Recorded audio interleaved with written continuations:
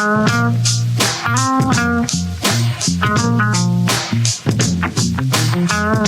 guys, welcome back to the Order in Progress podcast, where we explore the latest in jiu-jitsu strength, conditioning, mobility, and mindset methods to improve your jiu-jitsu and grappling performance. My name is Will Safford, and today we have Alex Sterner is our guest. Alex is the head strength and conditioning coach for the Atos competition team. He is the owner of Electrum Performance out in San Diego, California, and he has worked with some of the highest level jiu-jitsu competitors in the game. He's trained Andre Galvao, JT Torres, Lucas Barbosa, the whole Atos squad out there. And now he's expanded. He's working with the Alliance team in San Diego, and he has a few MMA fighters that he trains as well. So Alex has a ton of experience working with elite athletes who are competing at the very highest level. He trained Andre Galvao for his ADCC appearance. You know, he's worked with these athletes through their world championship camps, ADCC camps, and he's very experienced. He himself is also a purple belt. He wrestled in high school and college for 9 years. He's competed in the world championships in jiu-jitsu. So he not only talks the talk, but he walks the walk as well. He's full of knowledge. He went to school. He's got a degree in exercise science, kinesiology. And you'll find out in the show, he's really, really all about the science. He dives deep into strength and conditioning articles and the research, and he himself actually conducts strength and conditioning experiments in the gym. So it was just a great opportunity to hear from Alex. You really understand how coaching professional athletes is really an art. It's a skill. You know, it's a lot of managing so many different factors. So great opportunity to learn from Alex today. As always, you can check us out at seekprogress.com. We've got a bunch of free resources for you there. Just check out the homepage. You can download them right there. And as always, we're on Instagram at seek.progress. So hope you guys enjoy the show. If you do, please feel free to like and subscribe, and we'll continue to pump out some awesome episodes for you. Without further ado, let's get into the latest episode with Alex Sterner.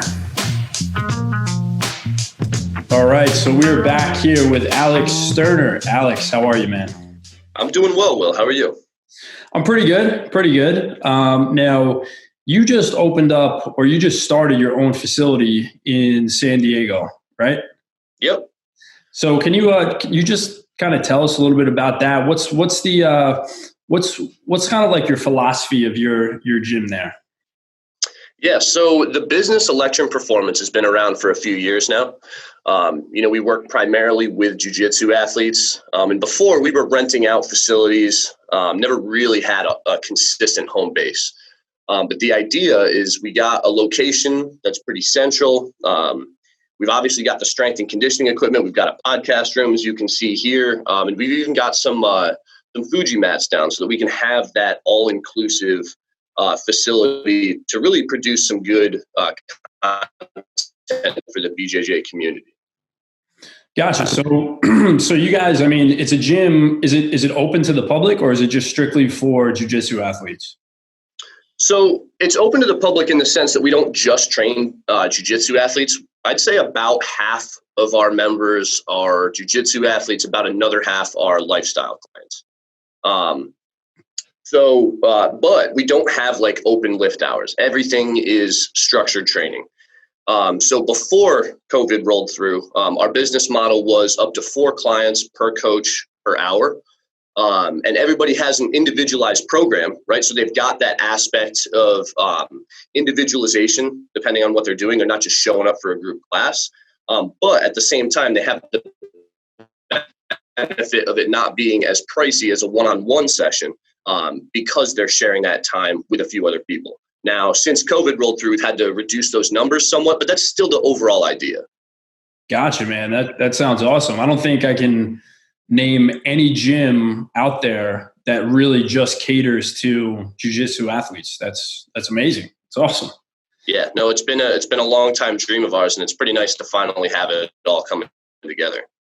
So now, what would you say is like your main training philosophy? Like some guys are kettlebell guys, some guys are, powerlifting guys. Is there anything that everyone at your gym you focus on with everybody? Well, I think I could take this in a couple directions. I think in terms of a single training modality, like kettlebells or something like that, we tend to be very, very open in that sense. There's no one exercise that everybody has to do. I really think a huge part of what we do is, as a coach, having a really complete toolbox and using whatever tool is really appropriate for the job, right? Mm-hmm. If you're limiting yourself to one single modality, there's that saying about, if all you've got is a hammer, everything looks like a nail, right? Yeah. And it can work, right? You take people who've never done any sort of strength training, and if you've got that one modality, sure, you can absolutely see progress. But our goal is to really, especially working with grapplers, right? They've got weird injuries. There's certain things that they just may not be able to do pain-free. So by having as complete of a toolbox as possible, you can really work around a lot of that and allow them to continue to improve despite one area of their body being a bit beat up. So we've really taken it upon ourselves over the last 10 years to try to learn from as many different schools of training as we possibly can. Coach Bryce, my business partner, and myself, and we went to the University of Connecticut, and we worked in the weight room with 8 of the varsity teams while we were there. And that already gave us, under a couple different strength coaches, it already gave us a pretty solid background in the fact that different coaches do things differently. And then you change the context of the sport, and things are changing even more. It already opened us up to the fact that there's not one way that you have to do this. And we really tried to be a sponge as much as we can. We've learned and coached under other people in the different positions we've held since then. And I think we've done a really good job of picking, the useful things from all sorts of those different training modalities so that we can really apply that to the athlete sitting in front of us. And to then go into our business structure, which I already went over, as we're writing that individualized program. And I might have 2 jiu-jitsu athletes that, train at the same academy, have the same schedule, might even be in the same weight class, and they've got 2 totally different programs, right? And I think that when you have that complete toolbox, that's how that should look, right? We shouldn't be having this cookie cutter thing, especially the further you go, towards being an elite athlete, the more you might need things tailored to you, right? You got a total beginner coming through the door. Like I said before, whatever modality you use, you're getting that person moving, they're seeing results. At that highest level, especially if you've got a significant injury history, we should see significant differences from one person to the next. So that's really what we go for, that diversified approach. So now how do you identify exactly what a specific athlete needs? Do you guys have a set of assessments and things that you go through? Yeah, so I think there's a few different ways that I could even approach that question. In terms of performance, we actually just released a couple hints at something that we're doing on Instagram that we're calling the Electrum Performance GPP. But in this sense, it doesn't mean general physical preparedness. We're looking for the grapplers' physical preparedness. Cool. We came up with an 8-exercise battery that is a really useful way of assessing where a client lies as far as 5 major physiological variables go. So that's something that we've been doing in the past. We haven't had it as hashed out as we do now, but a bunch of these assessments are things that we've used. A staple that I use with a lot of my grapplers is just a body weight pull-up hold. They hold their chin above the bar for as long as they can. And that gives me a couple useful performance measures, right? What's their relative strength like? What's their strength relative to their body weight? What's that local muscular endurance look like for the upper body, which is oftentimes pulling in that isometric position? And we have a bunch of those for different physiological variables. So we've got the things that we, that we would need to improve performance, but then you've also got the injury history side of things. How can we allow this person to work on those physiological variables without setting off those former injuries? And with grapplers, especially at that highest level, man, you've got plenty of those things to work around. So we've got lots of different, lots of different machines that we've taken a liking to, or pieces, or, particular pieces of specialty equipment that we've found a workaround. So if you take a specific movement pattern, let's say a hinge pattern, right? Classic hinge is the deadlift. Now, do I do barbell deadlifts with all of my jiu-jitsu athletes? Absolutely not. But all of them are absolutely performing a hinge movement. Gotcha. So we've taken that diversified background, those pieces of specialty equipment that we've acquired over the years, and we find a hinge pattern that allows that athlete to train with a close proximity to failure, that high degree of effort, and with as little or no pain as possible. So that's really the overall approach and how we go about it. We assess some of those physiological variables, and we make sure that they can train those variables in a very safe, pain-free, or as close to pain-free context as they can. That sounds great, man. I think the assessment is maybe one thing that people out there who try to do the strength and conditioning aspect of their program on their own, they miss. Now, it's kind of difficult to do it on your own. Like a lot of times when you have someone looking at your technique, looking at your performance, it's a little bit easier.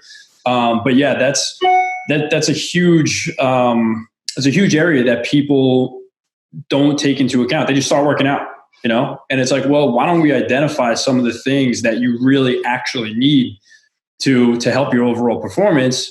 And then let's also identify maybe some of those injury areas so that you can shore up those areas, prevent injury in the future, but also get the most out of your workout so you're not making things worse, right? For sure. And I think, a phrase that Bryce likes to use pretty often, is, oh man, of course I'm blanking on it right now. If it's not measured, how can we be sure that we're making progress, right? And that initial measurement, that assessment is really, really crucial in that process, right? Yes.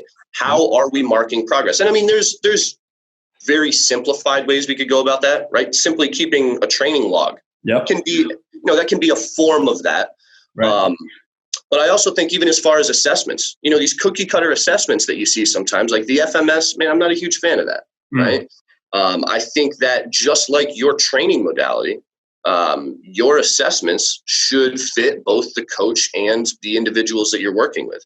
So I don't think that there's necessarily a cookie cutter approach. I do think you should be measuring some quantifiable variables with the people that you're working with. But I don't think that there's like this one size fits all. This is the best way you go about it, 100%, definitely. I think the quote was, you can't manage what you don't measure. That's it. Right? That's it. Yep. And that's a huge tip for the listeners out there. Like, just start tracking something, start tracking anything, even if it is your strength numbers or, how long you can hang on to a bar for, how are you going to know if what you're doing in the gym is actually helping you if you have nothing to measure it against?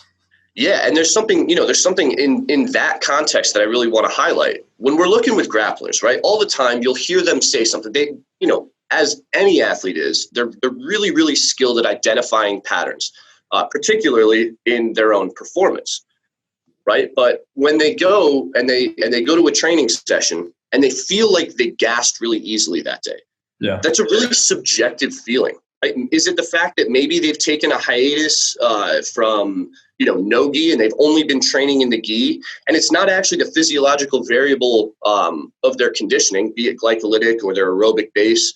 It could be the fact that their reflexes are just a little bit off. They're a little bit rusty. So the whole time they were playing catch up. They're actually working harder than their opponents. It's not that they're out of shape. They're just a little bit rusty and out of practice for that specific style of training. So all the time when I've got an athlete that said, they're like, man, I'm feeling really out of shape with my training. I'm like, let's reassess. Let's take one of those things that we've tested in the past. A lot of the guys that I've worked with for years, I know what those values look like when they're deep in a camp, when they're at their absolute highest level of performance. So then we test it. And oftentimes I can tell them, like, look, calm down a little bit. You are at 95% of last year when you were in camp for Worlds, and you felt pretty good then, right? And they're like, yeah, man, I felt unstoppable. I'm like, look, it's not that variable, right? And I think it's important that, especially as a coach, we help guide people to really attribute any sort of hardships that they're having to the proper variable. That they don't think that, oh man, it's that I'm in terrible shape when they're not in terrible shape, right? Really identify that and be like, look, man, I know you feel like it's that you're not in shape and you want to just run yourself into the ground during today's session. But what you should really be doing is drilling some no-gi, right? Because your technique is a little bit rusty there, right? Drill some of those techniques and watch all of a sudden as you start to open up and attack more and your opponent starts to feel as though they're out of shape or more gassed, you know? Super interesting stuff, man. Yeah. I mean, that really takes either having a coach or an analytical mind where you can step back and say, all right, why was I feeling this way today? Because I've been putting in the work in the weight room. I've been doing, was it because, I was on defense? If you're on defense the whole time, you're going to be way more tired, Yeah. So how often do you think of that? Like, oh man, I was gassed out today. Well, were you defending the entire time or were you chilling on top?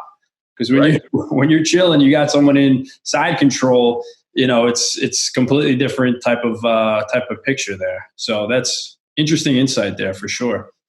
Yeah. And I mean, I think that comes from, really putting an emphasis on science, right? All the time when we're looking at something, when we're testing it with the scientific method, we're trying to isolate that variable and see what truly affects that variable. And with something like jiu-jitsu that's so multifaceted, right? There's so many different parts that go into this.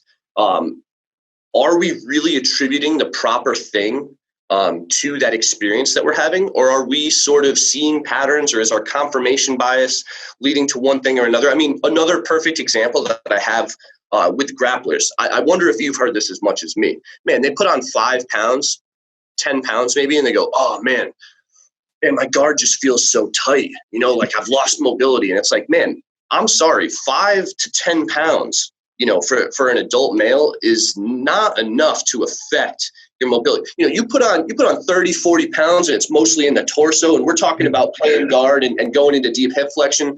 Okay, maybe we're losing a little mobility. Now, 5 to 10 pounds across your entire body, man, that ain't it. And I think that oftentimes, what did they feel? Well, they're 5 or 10 pounds up, so they're probably not in great shape, right? And they're playing guard. Maybe they're defending, whatever, and they notice that they're getting passed, and they just attribute it to, oh man, I'm less mobile, I'm stiff. Well, I really doubt that. I think that for whatever reason, you're not performing well, and you're looking for something to blame. I think that any sort of individual sport does a really, really good job of making you personally accountable, right? I think that a lot of people, I wrestled through high school and college, and in high school, man, you see so many people come into wrestling, they want to do it, and those first couple losses they take are tough. You compare that to something like basketball. You can be like, well, man, their center is 7 feet tall. There's nothing we could do, or there's easy ways to deflect that blame elsewhere. But man, you go out there under those lights, you got everybody watching you. One person's going to walk off the mat a loser. And when that's you, that's really, really hard to handle. Now, if we fast forward a bit, you got someone who's building a career off of this sport. They've become so used to internalizing that and being very accountable that sometimes they're attributing that accountability to areas where it doesn't belong. And as a coach, I think it's really important to reel that back in sometimes. Sometimes they properly identify. They go, man, you know what? I wasn't training as much through this camp. I was inconsistent on the mats. I was inconsistent in the weight room. I was inconsistent with my diet. I got to clean that up. And as a coach, I've seen that. I go, yeah, you're right. That's what we got to do.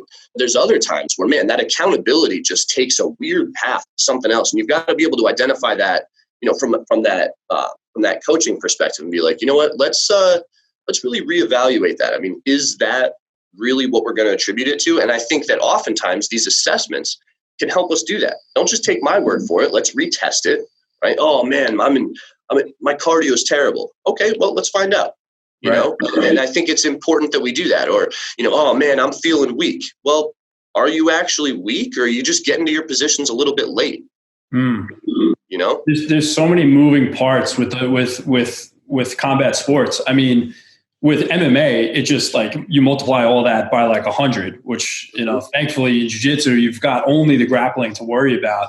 But it just speaks to tracking stuff. With all these variables, you have to track stuff. I mean, it's so important because you have to be able to eliminate, okay, look, we felt this way. Well, it wasn't from this. It wasn't from that. Maybe it was from this. And now at least you have some kind of reference that you can look back to. Right. Is there any factor that is just like overwhelmingly you see in most of your athletes who come in is like, okay, well, we got to fix this. Is it strength? Is it mobility? Is it, endurance? Is there anything that you see like overwhelmingly through the athletes that you work with? Strength. For jiu-jitsu, 100% it's strength. And I think that's going to come primarily for two reasons. First off, I don't think jiu-jitsu does a very good job of developing strength, right? Mm-hmm. At the entry level, like anything else, you take someone who's never done anything. Will they build strength doing jiu-jitsu? Sure. You take one of these elite athletes, right? You run them through, a 3-month camp. Are they going to get stronger by any objective measure just training jiu-jitsu? Hell no. If anything, they're going to get a little weaker, right? Yeah. Now, the same is not true for mobility or conditioning or whatever else, right? You take one of these guys, you do some objective measure for their conditioning, be it glycolytic or their aerobic base, run them through a 3-month camp. Man, you're going to see significant improvement, right? Mobility, same thing. There's actually a couple studies that you can find showing that people get more mobile the longer they train jiu-jitsu. And I mean, we understand that without even reading the research. That just makes sense, right? You don't get stronger. Now, why is that so important? Oftentimes people look at these performance measures, right? Or they want to just analyze the effect on the muscle. But I think that's an overly reductionist view. I think that when we're performing strength training, sure, the thing you see in the mirror, the thing you see on the bar with more weight is obviously coming from the muscle.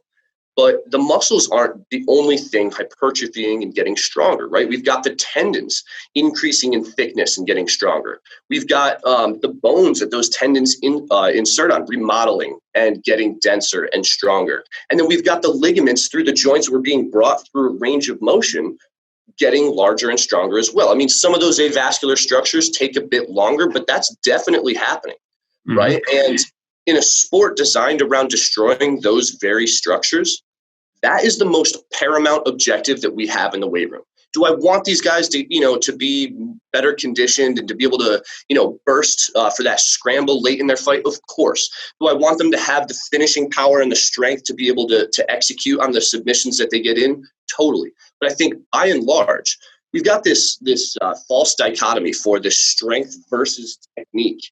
Yes. But it's not one or the other, right? That's not how this works. The stronger you get, the harder you are to injure.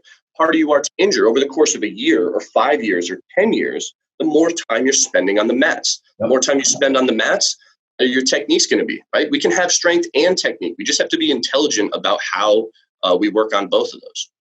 Yeah, they're certainly complementary, right? Like I've always said, technique is king, but technique with strength is unstoppable. That's the ultimate combination. Do you think that there's a point though where you can be like, you've got enough strength. You don't need to you don't have to keep chasing numbers. You're strong enough. I think that holds true for any physiological variable, right? We got a point of diminishing return. Not only do you have enough, but the effort you have to put in to get just a little bit more is astronomical, right? Mm-hmm. And you'll see that seriously, any physiological variable that absolutely holds true. However, I think that strength is by far the most trainable attribute of the human body, right? There is not, if we look at it, is there a human whose heart and lungs process oxygen 2, 3, 4 times as well as you? No. Probably not magnitudes greater like that, right? Mm-hmm. But if we look at it, Steffi Cohen competes at 123 pounds. She's a female, and she can squat and deadlift over 500 pounds, right? There are people who are 4 or 5 times as strong as us, right? And then if you look at guys that are bigger like us, if you look at our weight classes for things like powerlifting, these guys are actually magnitude stronger than us, right? 100%. Yeah, no, that's a very interesting idea. So I'll say just real quick that last bit of that, if we're looking at where those diminishing returns start to occur with a lot of these other variables, can you consistently get more flexible and more mobile for a decade? If you're making this a consistent part of your routine, You certainly can at first, right? Especially again, if you've been doing nothing. But where do we hit that point of diminishing returns? Relatively soon, right? Let's look at cardiovascular conditioning. You take someone who's sedentary, you start doing some intelligent programming for their cardiovascular fitness. They can absolutely see some gains at first, right? A couple months in, are they still seeing gains? Totally. A year in, are they still seeing gains? I mean, it's really starting to slope off at this point. Now look at the same thing for strength, right? Look at how consistently over a decade somebody can hit PRs, especially if they're slightly changing, certain variables like pieces of equipment, the specific exercise variations that they're doing within that movement pattern.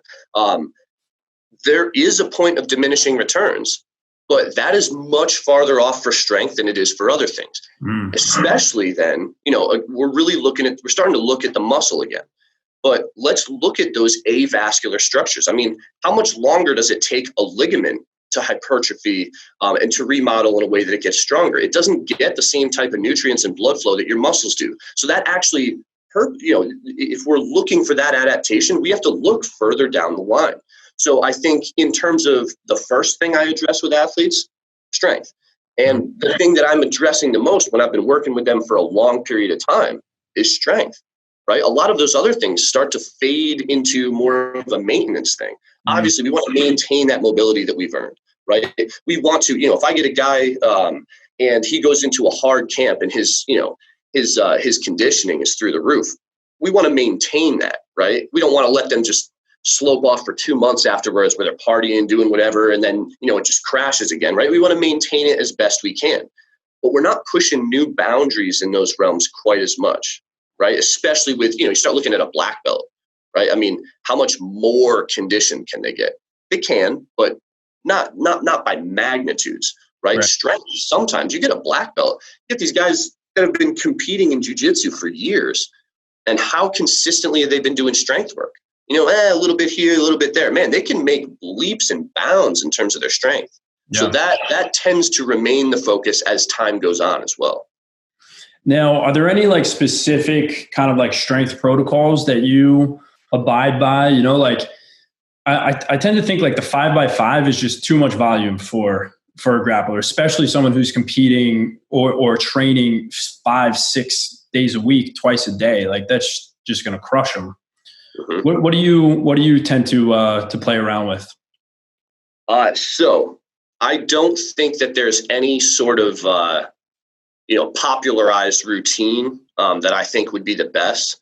What I really tend to focus on is the idea that, especially as you were getting to with volume, that less is more if we're doing it appropriately. Mm-hmm. So one of the first things that I cover with a client, let's say, you come in, you want to work with me during that first session.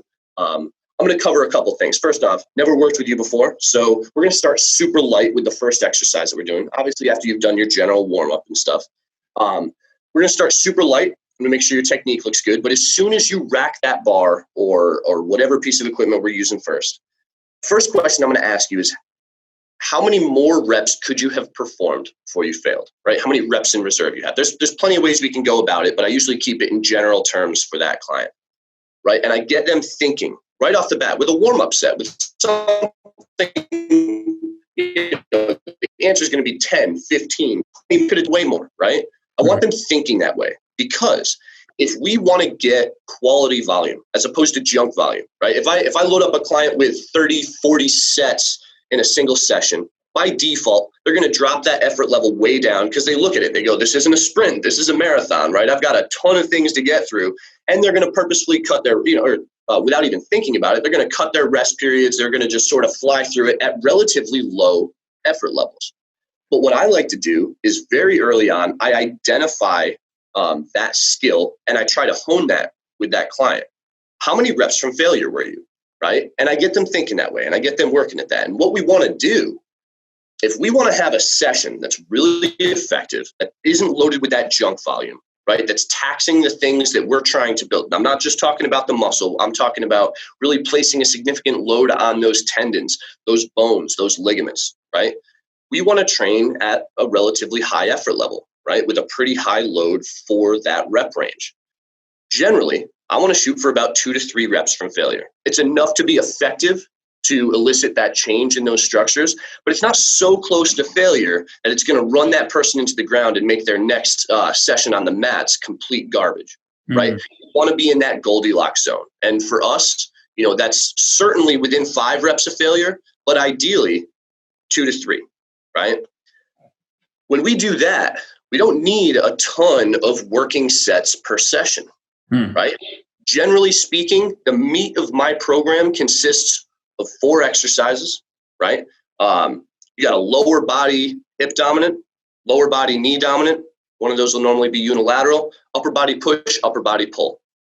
After that, I'll have some things to address specific issues, whether it's conditioning, whether it's some hypertrophy work in areas that they need, whether it's, whatever it may be. But the meat of their program is made up of 4 movements, usually about 3 working sets per exercise. That'll change slightly depending on the person, the phase that they're in. But this tends to be that skeleton, that foundation of that workout.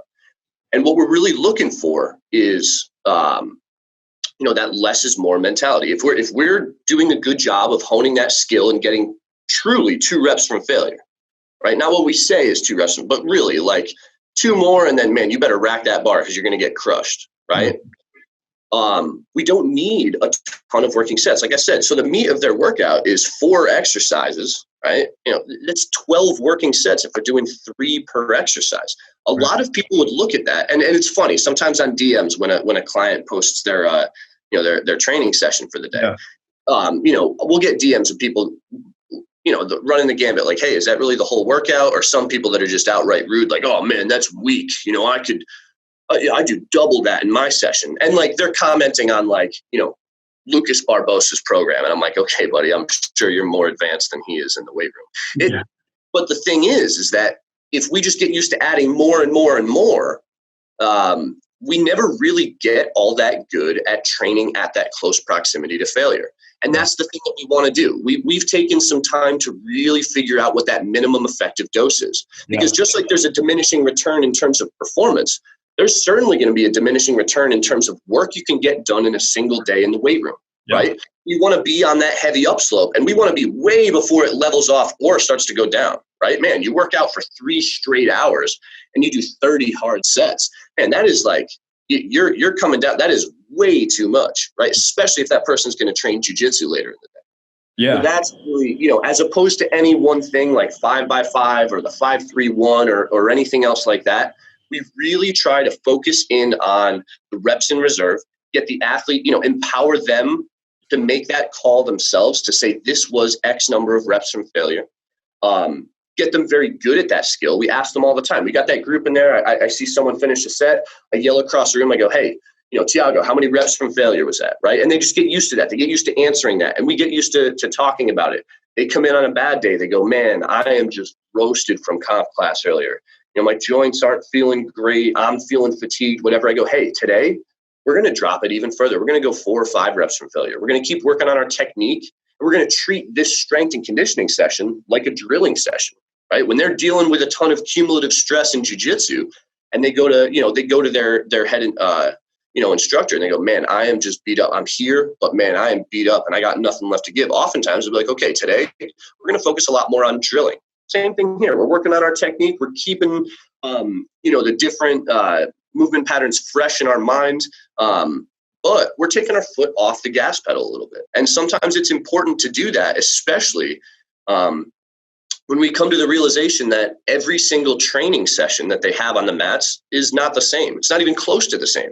And even when a coach tries to structure a training camp in a specific way, there's no way that an individual can guaranteed have easy rounds on a day that you deem to be easy. Maybe they only had 4 rounds, but they had them against 4 people that are right around their level, where it was a really competitive round where they were pushing it really hard. And you meant for that to be a day that was easier. And it was actually super, super tough on that one person, right? So I've got to roll with the punches. When that athlete comes in here, regardless of what that was supposed to be, we got to work with what we got for that day.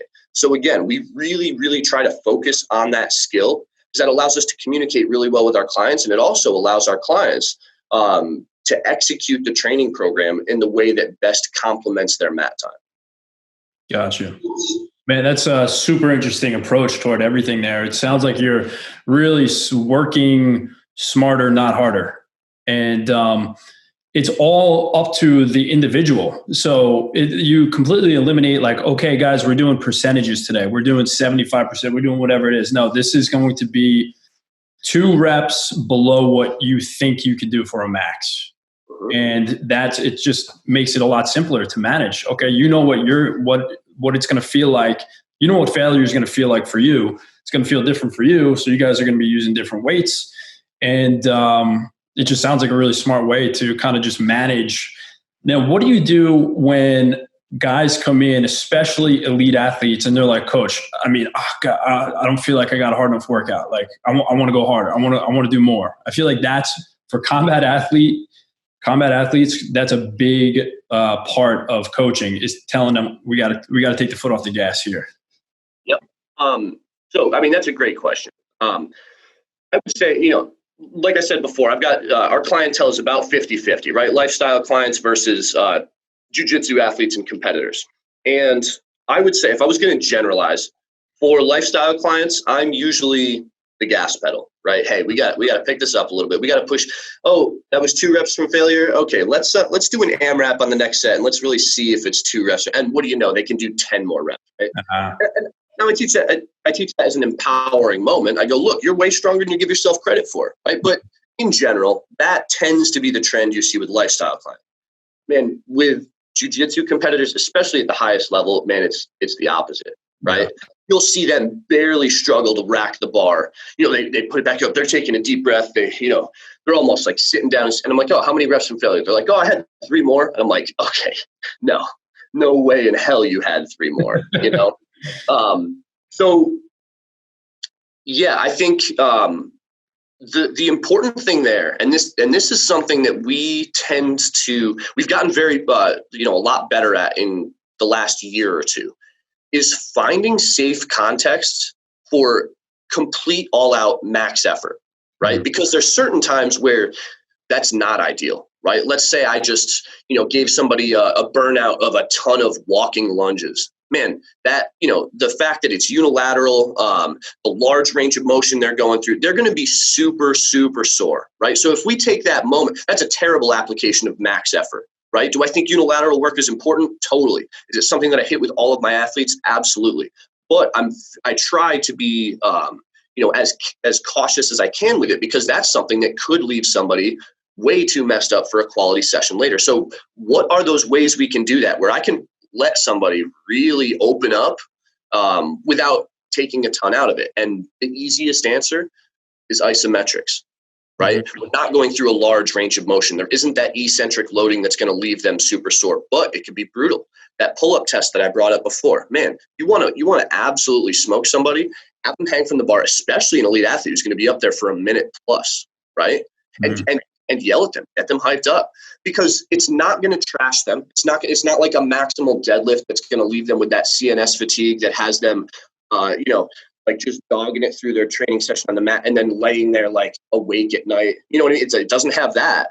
But in that moment, man, they're working hard. As soon as they hop down, their forearms are pumped like they just fought their first round at Worlds, right?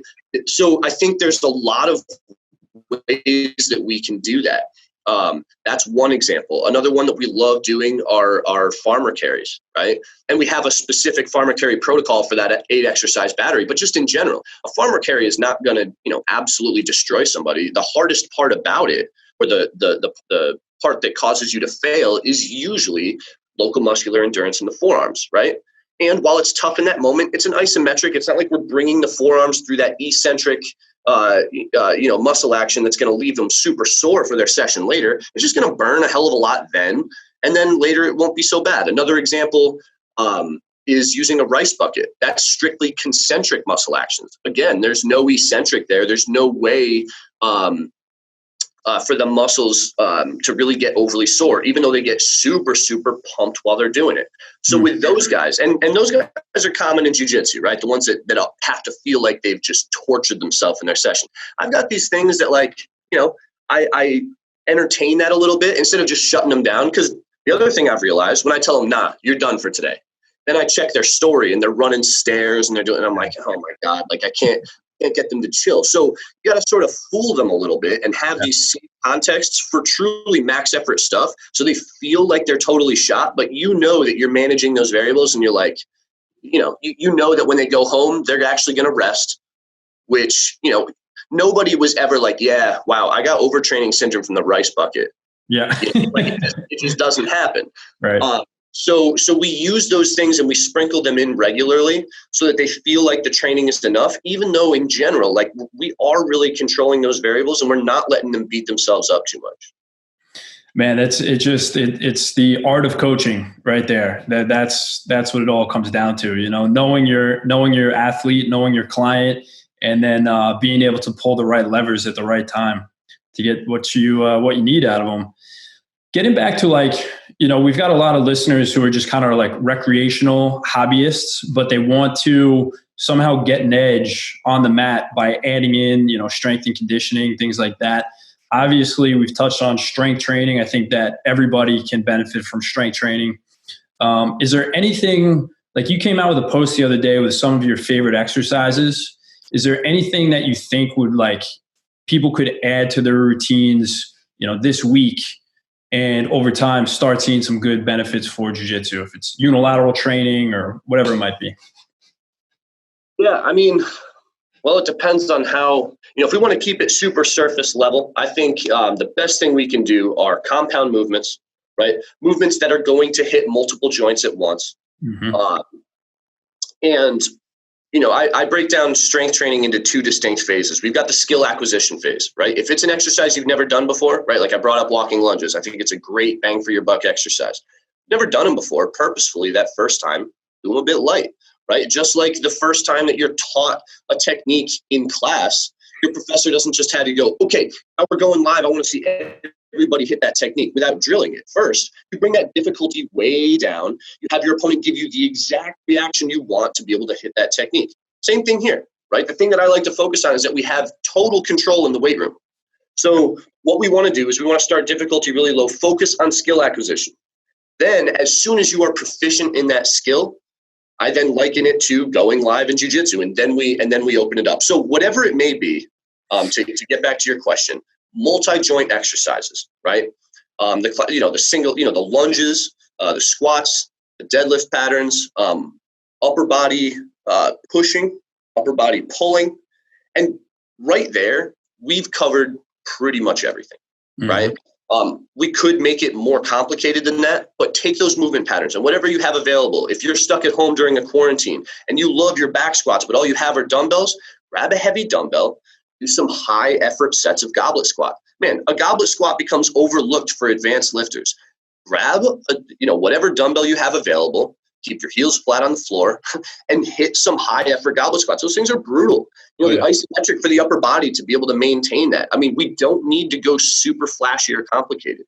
So whatever way you can hit that lunge or that hinge pattern or the push or the pull, hit it with a high degree of effort, and then move on to the next thing. And that then plays right into what I was talking about before. We don't need a million exercises every single session. It's a high degree of effort, giving yourself adequate rest between those sets so that you can repeat that high degree of effort. And we're doing a great job. What would you say are some of your favorite methods for energy systems development? Are you big on the assault bike? Do you like hill sprints? Is there anything that you really like for jiu-jitsu guys? Yeah, and it also correlates or has really an inverse correlation with their mat time. A lot of other professionals get really worked up about the fact that we say, like, man, when I've got some of these guys, that train at Atos or Alliance and are doing comp class plus 2 other classes a day, I'm not slamming their glycolytic and aerobic energy systems, right? You want to talk about central fatigue. If we are slamming those energy systems too much, we're burning that candle at both ends, right? Mm-hmm. So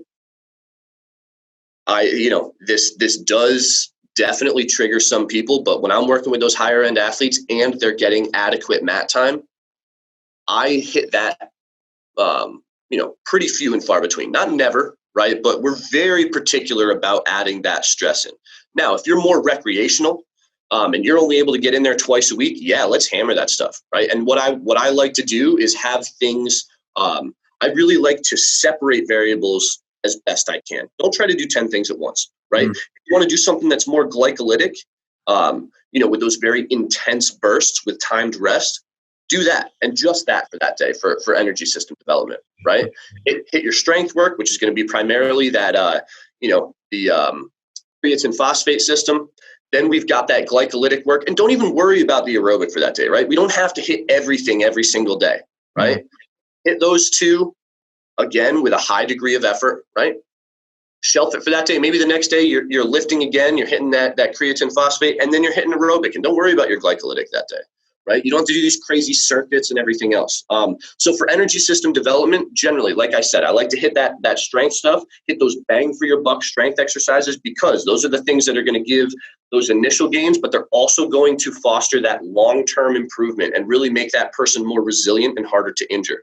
And then if we want to get into energy system development, I do that later in the session, right? And again, let's pick one.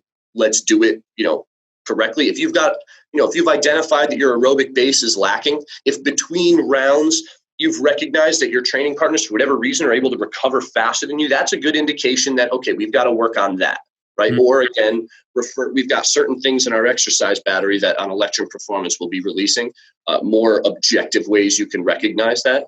But if that's something you want to do, let's do those longer, potentially steady state things. And for recreational guys, this does tend to be something that's a bit lacking, right? Some of that steady state cardio through whatever modality. If you've got a concept 2 rower, do it. You're pushing with the legs, pulling with the arms. Sounds a lot like playing guard, right? I'm not a huge fan of road work unless the person is already proficient and it's something that they do regularly.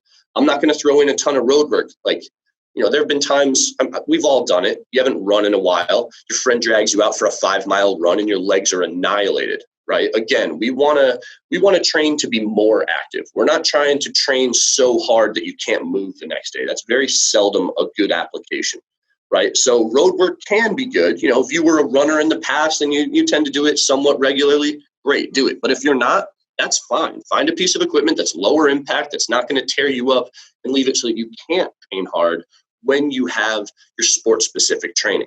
And I really want to emphasize that point. If you're a hobbyist and you're only in there 2 days a week, should you be training outside of it, outside of the mats? Absolutely. But you have to be really, really careful that those sessions aren't negatively impacting your mat time, because the whole point is to positively influence the mat time, not to make it so that every time you go to the Jiu-Jitsu Academy, you're like, oh man, I'm going to get work today.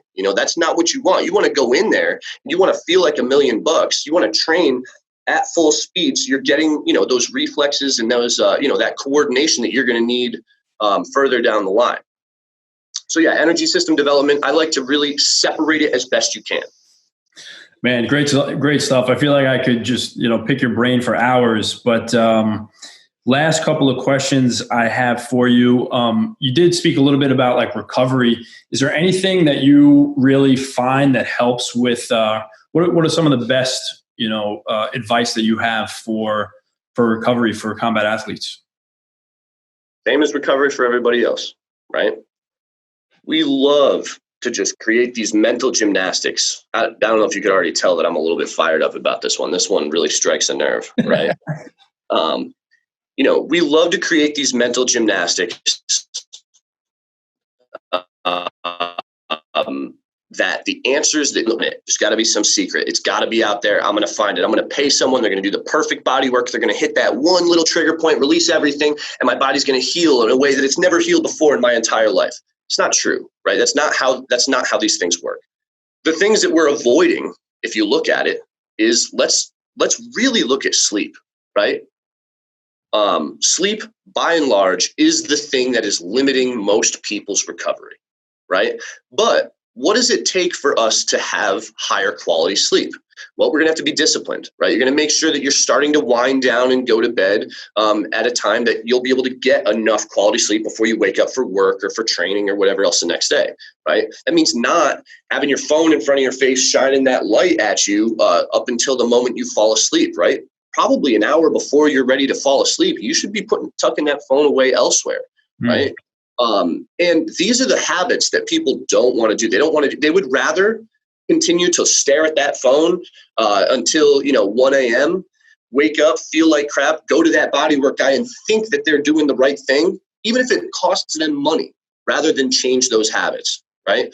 So for for recovery, the two big things I want to focus on are sleep and nutrition, right? Yeah. Nutrition is a bit more multifaceted. Sleep is simple in theory. It's just difficult to apply because most of us don't want to do it, right? Yeah. So whatever those habits are, I try to identify those as best I can and really hit home with that. It's not that those other recovery modalities have no place. It's just we're sort of missing the forest for the trees at that point, right? Yeah. We really want to make sure that instead of like working out that last 1% that'll come from all of those different modalities, like cover those two things that will really, really enhance your recovery, right? Are you taking in adequate protein? Have you tracked the things that you're eating? What's your meal timing look like in regards to your training? Is that why you're feeling run down simply because of meal timing? The list goes on and on, right? But changing those habits tends to be far more fruitful in the long run. And quite frankly, it's a hell of a lot cheaper to work on your sleep and your nutrition than it is to constantly look up this new wacky, type of body work or whatever else that goes on, right? So yeah, sleep and nutrition, those are the things that I really like to focus on. I really agree 100% with the sleep. I noticed that in quarantine, my sleep was getting all screwed up. Like my whole day was all screwed up. I was drinking tons of caffeine and like my caffeine intake got crazy. And then at night, I was just watching so much Netflix and so much stuff. Like Tiger King came out, you had to watch every episode of that. Oh, yeah. So, and I had my computer right on in front of me right before I fell asleep, and I track my sleep with a watch, and my deep sleep was it was gone. It was non-existent. It was minutes. I was getting minutes of deep sleep, and that's like what's the most important. So now I'm finding that like reading a book before bed, where there's an actual physical book, is like the best thing for me. And you're right. I would much rather be entertained with like mindless Netflix, something easy but for my like performance the next day, I'm doing much better with just like reading a book before bed. You actually got to a really important point there. We all know somebody who claims, oh man, I could have a shot of espresso and go right to sleep, right? Mm-hmm. I don't doubt that, especially if you've got a pretty high, tolerance to caffeine. Some people can get away with that. The thing that you got to is exactly that deep sleep. And what we can't escape is the fact that the biological half-life for something like caffeine is 4 to 5 hours, right? So while you might be able to just slam that espresso and get to sleep, it's going, that caffeine, when it's still in your system, it's gonna really hinder that deep sleep, right? Mm-hmm. So something that I've noticed with myself, I take in a decent amount of caffeine each day as well. But man, for me, I keep it all before noon, right?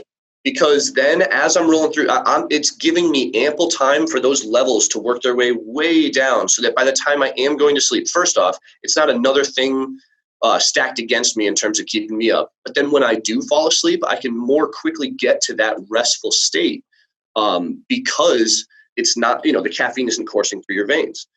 So I think it's really important to be responsible with that as well. Again, habit changing. Yeah, limiting yourself to caffeine intake before noon. Does that mean that you might have that lull a little later in the day before you're off work at 5 or whatever your schedule may be? Sure. Or like, there's jiu-jitsu guys that train at 6 p.m. and are slamming a double shot of espresso right before then. But then they've got to train jiu-jitsu at 9 a.m. the next morning and be ready to go at 9. Right? You're not really setting yourself up to succeed and really get that restful sleep if you're doing that. So again, it might be a matter of changing some of those habits and doing things that are inconvenient such that we can really let those effective, things like sleep and nutrition to do the job that they're supposed to. Speaking of caffeine, probably my favorite supplement, if you will. Any other supplements that you find are useful that you really kind of believe in? Well, so we could look at the ones that are most heavily researched, something that we really try to do here. Bryce and I are constantly bouncing things off of each other as we're reading certain studies. The caffeine is one of the most researched supplements, has definite benefits, certain differences person to person, but by default, people figure that out on their own. Creatine has a large body of research. I will argue that I don't think it's that beneficial for jiu-jitsu athletes. First and foremost, very commonly, people will hold on to a little bit more water, right, as they take creatine. Now, will it allow for repeat bouts of the creatine phosphate system? Absolutely. So strength training, it's great for. But man, if you look at the way that most of your jiu-jitsu sessions are structured, that creatine phosphate system, okay, so you'll have a nice burst in the first 10 seconds of your first round. In most of the rounds in a jiu-jitsu class, you're trying to get as much training in a short amount of time. So you've maybe got a minute of recovery to find another partner, get a little bit of water in, and then slap, bump, and go. So I don't think the benefit is really there and is worth the extra couple pounds that you're going to hold on to. So while it is very, very well documented, it's far safer than a lot of people will give it credit for. I think for strength athletes, it's fantastic, but I don't think it's great for jiu-jitsu. And then another one that's been pretty well researched that does actually have a decent application in jiu-jitsu would be beta-alanine. For more endurance purposes. I don't really push supplements all that much.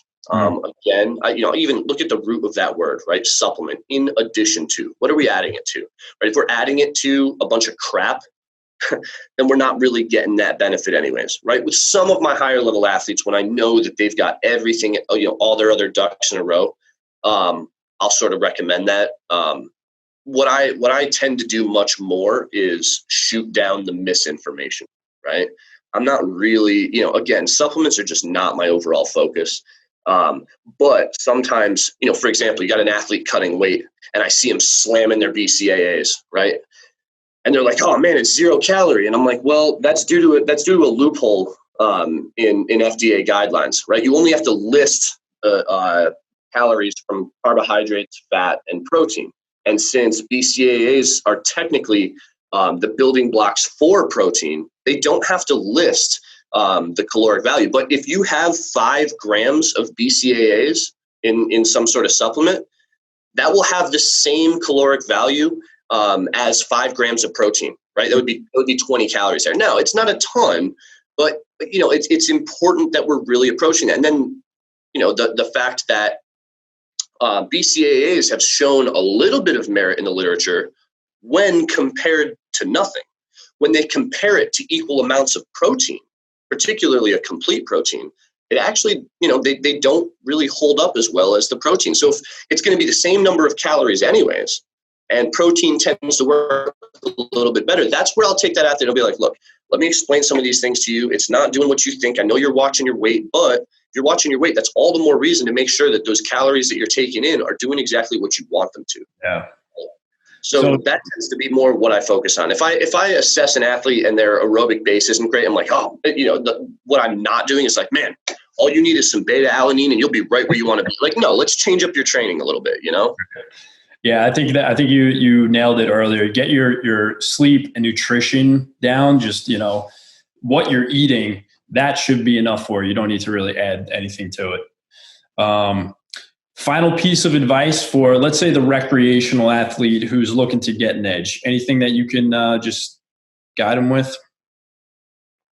Yeah, I would say if you're perusing different different things to provide information, don't just go with what's sexy and appealing at first, the craziest, most intricate movements, right? The simple stuff works. So it might not, even let's bring it back to that goblet squat. Not horribly sexy, right? Not the most appealing thing. We're not bouncing on a Bosu ball. We're not doing whatever else. But man, that's effective. That can be a staple, and that can be a staple for a long time. So take those fundamental things, and as much as I can, I relate it to jiu-jitsu, right? You take those not so sexy fundamental techniques in jiu-jitsu and you get really, really good at them, that can carry you pretty far. And it's really no different in the weight room, right? We take those fundamental things. Maybe you don't have a massive repertoire of exercises, but there's a few that you do really well. Good. Train them with a high degree of effort. Make sure that it doesn't hurt as you do it, and watch yourself make consistent progress over the long run. I wish what I did was more complicated than that, but if you can accomplish that one thing, if you can get really good at a couple of those diversified movements, that's it. You're succeeding. You're making it a very efficient use of your time. And over the course of those 5-10 years, those super long durations, if you just get better and better at those techniques, just like jiu-jitsu, right? You're gonna be in a much, much better place. So don't look for that sexy thing. Don't go in there. Another thing is like don't treat your strength and conditioning purely as entertainment. There's a difference between working out and training, right? Working out, we're in there just to, I want to see something new. I just want to I want a different routine every time I'm in there. That's great. It can be entertaining, but it's not awesome for homing in on that one variable that you need, right? If you're like, man, my legs are weak compared to my upper body, go in there and train. Find a couple of those simple lower body exercises, train them, once to twice a week, and do that consistently for a long period of time, and you will address that problem. It's not going to be horribly sexy. It might not be the most entertaining thing in the world, but it works. Great advice, man. Where can people go to learn more about you? I know you've got some stuff coming out. Tell us about that. Yeah, so electrumperformance.com. You can see a lot of the different things that we're up to. We're starting to write more blog posts because we are shut down again for in-person training. And even just our Instagram. If you like that medium for taking in information, we tend to package our information as best we can on there. So our Instagram handle is at Electrum_performance. Awesome, man. I learned a ton. I feel like I could talk to you for hours. This was excellent. Thank you so much for doing this. Absolutely, Will. Anytime. All right, brother. Take care, man. All right. Have a good one. All right, guys, another great episode. As you can see, Alex, I could talk to that guy for hours. He's got just a ton of experience and info, and just dropped a bunch of useful tips for getting an edge in jiu-jitsu, things that you can do, start applying to your game today to get better on the mats. If you want to check out Alex, go to his website at electrumperformance.com. He's also on Instagram at electrum_performance. He himself, his personal account is alex.sterner. And as you heard, he's got a bunch of cool projects that he's working on. So be sure to follow so you can get an eye on those when they come out. He's got the new assessment program that he'll be releasing.